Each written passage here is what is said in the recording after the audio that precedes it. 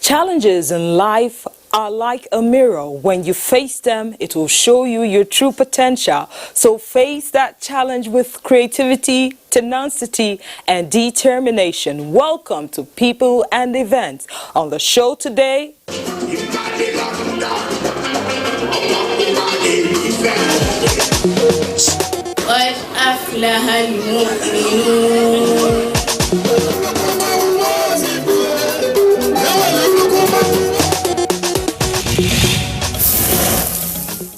these and more on the program. I am Kufan Shaji.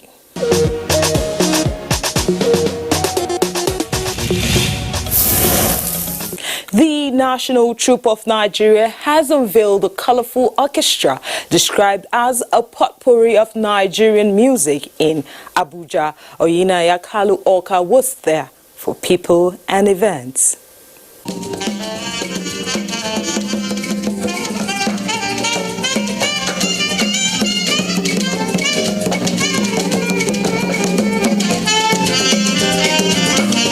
Indeed, a beautiful presentation, a trado modern cultural musical item from different parts of the country weaved into one.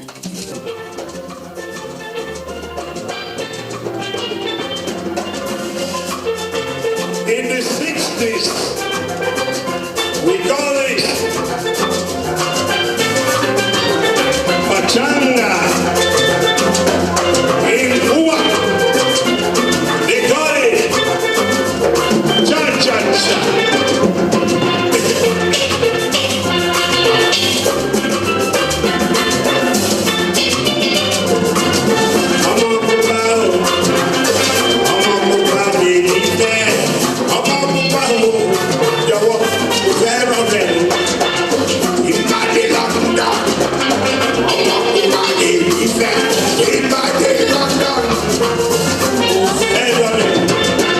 The modern orchestra is to also give encouragement to Nigerian youths that you don't have to pretend to be America or to be Europeans before you know that you can contribute to world cultures.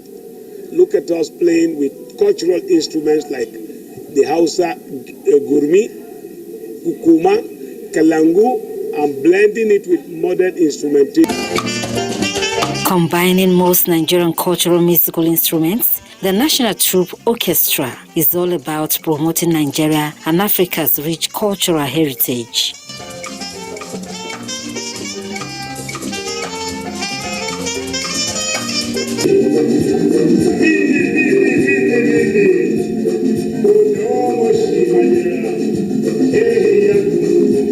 Very fantastic, very well organized. This is one of the issues that we would want to reinvigorate.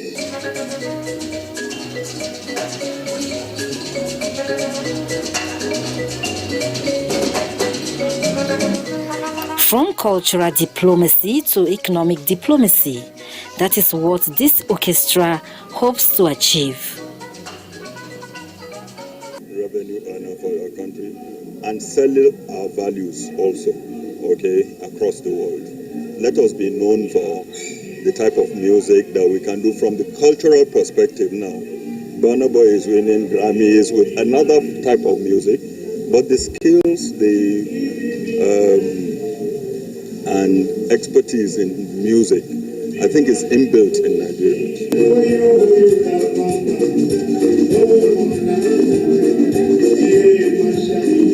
Guests were thrilled to the makeup of the troupe, the songs and instruments.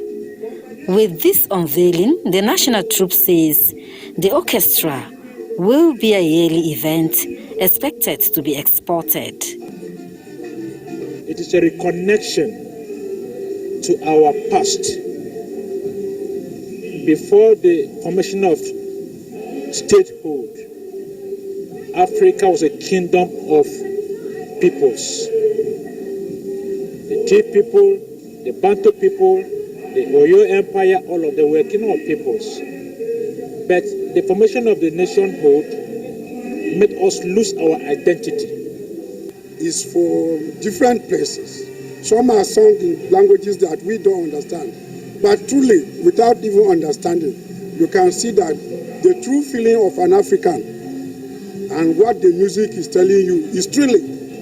Oh, it's wonderful, fabulous. I really never knew that this was what I'm going to see. But when I now came and I saw the stage and then the makeup of the troops, wow, it was very exciting.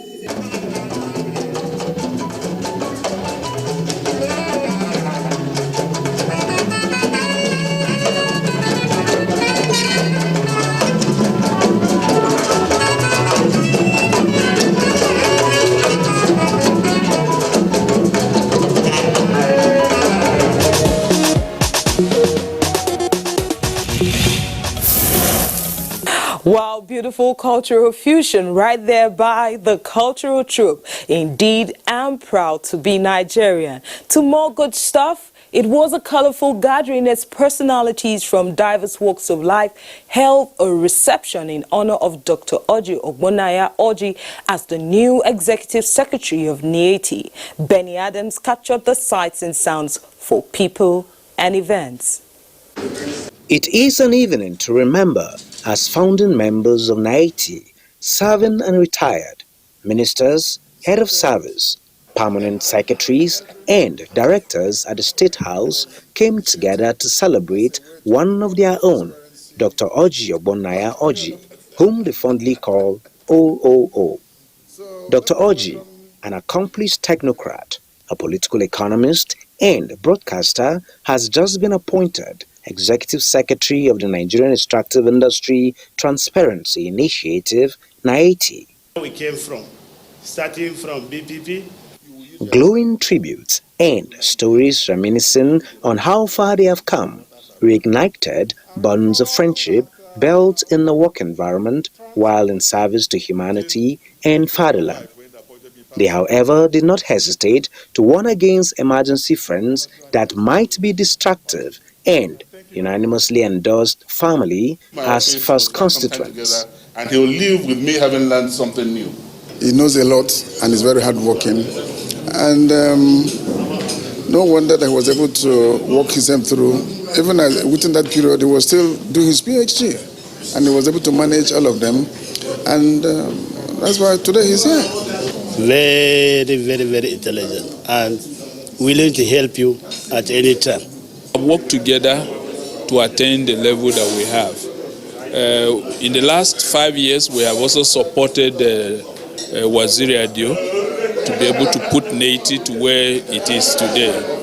So I'm quite confident that with his leadership and coming from the experiences that we have had in the past, that we will make greater progress. NTA is at the heart of it, ensuring transparency, accountability, and perhaps quality and competence. You know, not just in the revenue generation process as regards to oil, but perhaps how well those resources are implemented. Amid the show of love, jokes and laughter, recalling the good old memories shared, the celebrant, Dr. OOO, took the stage to unveil his vision for the organization he will now be heading, having been a part of it from the beginning. The law that NTA operates at the moment was enacted when the focus was on oil and gas alone. Now, under me, as NTA Executive Secretary, we will be channeling a lot of energy to open up a solid mineral sector. Because the oil is now faced with a number of challenges, including energy transition. The developed world is looking at a situation where they can operate without oil. We must be we don't have to wait until that happens. Secondly, there are a number of issues raised in the NTA reports which have not been implemented. We will engage with the agencies to implement them. And as a wife, I will continue to do that which I've been doing, upholding him in prayers, praying that God will continue to, God will shield him, grant him the wisdom to do the best. It was indeed an evening to remember, with so much to eat and drink, after which the guests made out time and prayed for a fruitful 5-year term in office for the new Executive Secretary.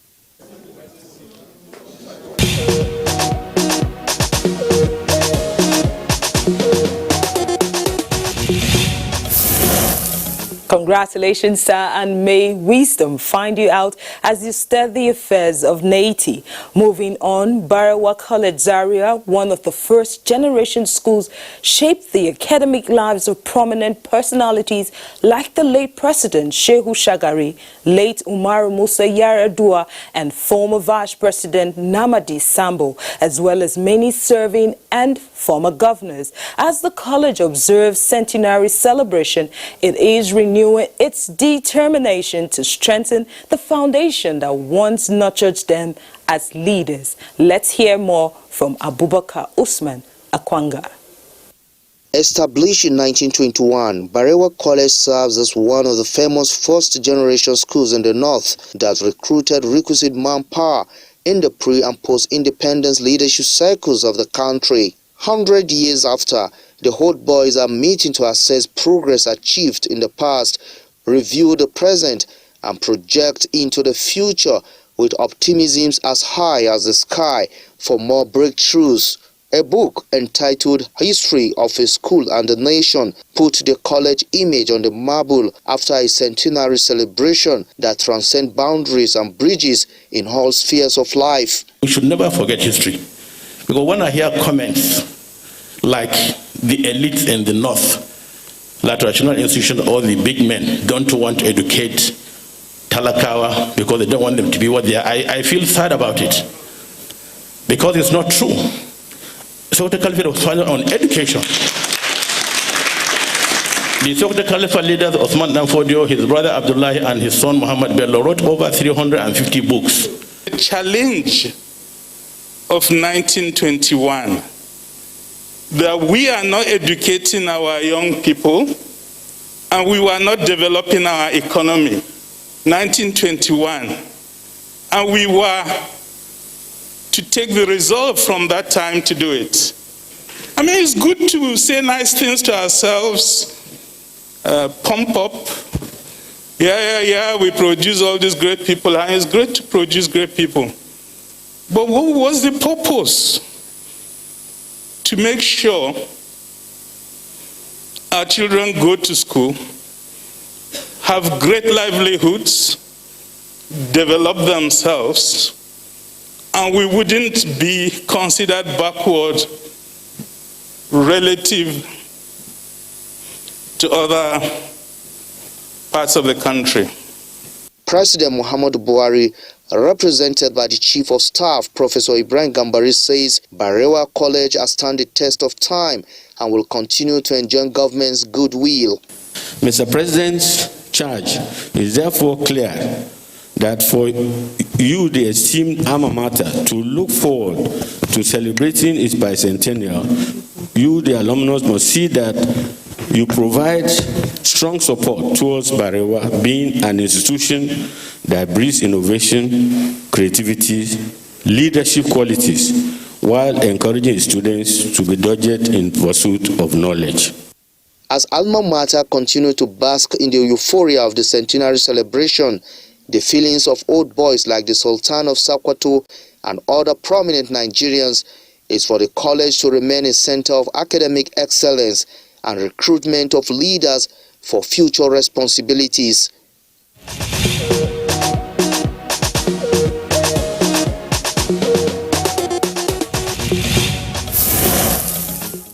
Still staying with foundations that shape one's future, attaining Quranic graduation by any Muslim child in Islam is by no means a rewarding achievement that a believer looks forward to.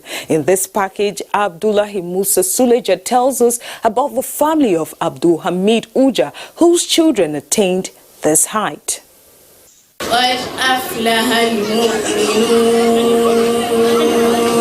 Out of the 12 graduates, 5 are family members of Abuja.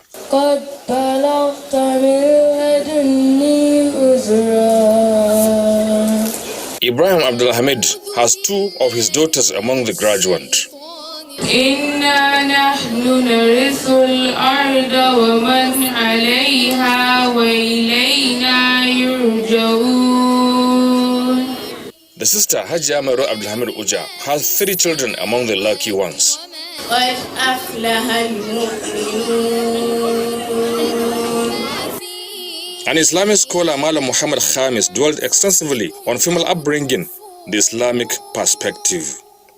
Girls in Islam are the backbone of the society, and they are given preference over boys. I'm very happy as a father to have at least 2 of my kids graduating today, memorizing the glorious Quran.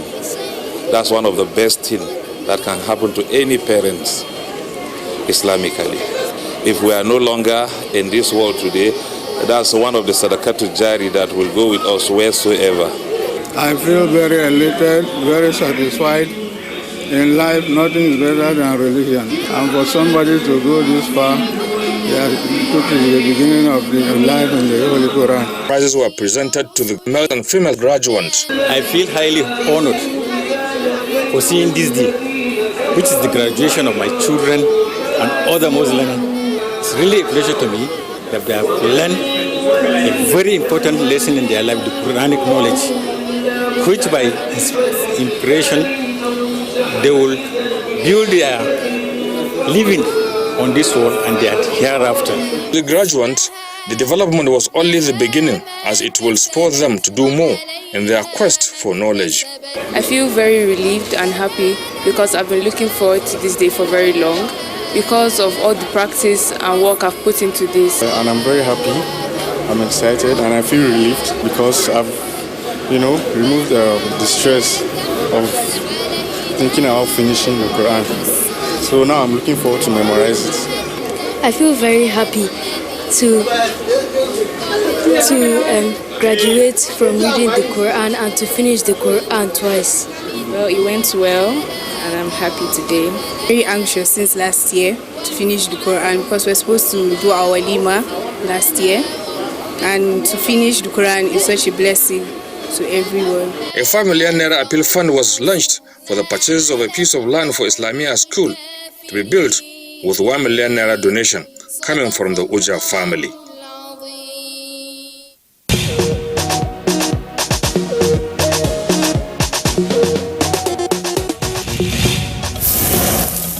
Congratulations to the graduates. It must take a lot of courage and determination to memorize the Quran. May the Islamic teachings find expression in them. And in Enugu, the quiet town of Ibueza, South local government area, it recently played host to dignitaries from all walks of life who gathered for the burial and last Ofala festival of their traditional ruler, His Royal Highness Igwe Udaya Chinenye Nwoye tells us more. It was a roll call of the clergy, the laity, knights and ladies of St. Mulumba, politicians, captains of industry, and other notable personalities at St. Christopher's Catholic Church, Ihab Walker. They gathered for a funeral mass to pay their last respects to the traditional ruler of the community, late Igwe, retired Major Bartholomew Josephat Udaya. Described as a legend, an icon whose astidness and tact as a traditional ruler brought an enviable unification of his subjects who revered him greatly. In a homily at the Mass, Reverend Father Ibe Mary Ugoke of the Discastled Carmelites described the late Ese Chukwuchiri and Ochiro Ozuo of Ihab Walker as a devout Catholic who believed so much in the efficacy of the Holy Mass. Now he's gone. Let us understand that I've said that it was only a gift that was given to us. The one who has given it has taken it back. And for goodness sake, we should be grateful to God because the one who has taken it back is taking it back to a place which is better than where we are.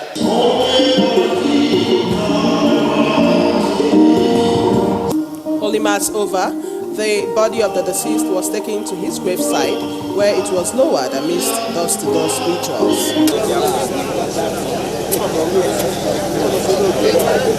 The wife and children of the late OBJ Udaya, as he was fondly called, said he left a vacuum which no one can fill.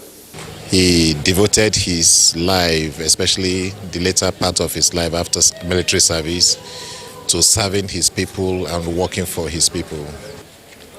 He had a good heart. He loved everyone. My grandfather is a very humble man. It was a carnival of sorts at the arena where dignitaries from all walks of life, including the governor of Enugu State, Ifeanyi Ugwuanyi, came to pay their condolences.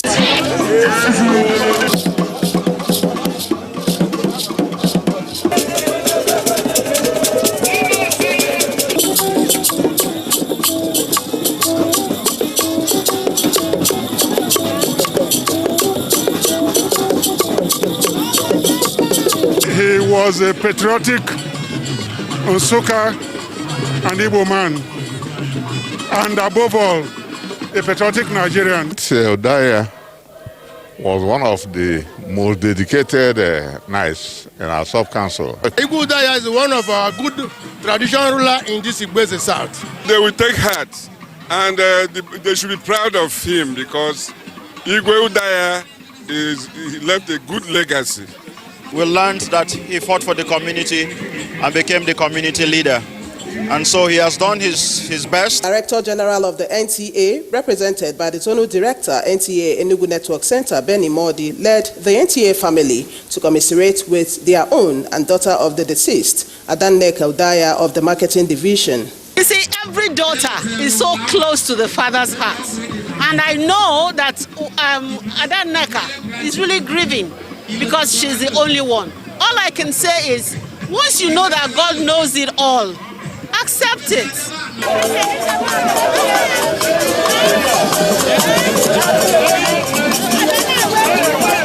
The late Josephat Udaya was enrolled into the Nigerian Army in 1963, served various formations, and retired as a major in December 1994. The Ofala Festival is an annual festival of traditional rulers in Igbo land. And for the late Igwe Odebunam Udaya, that was his last Ofala festival.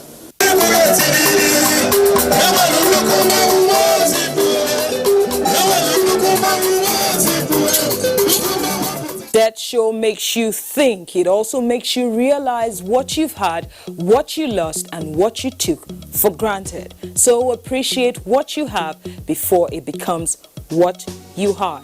I am Gufan Shaji. Bye.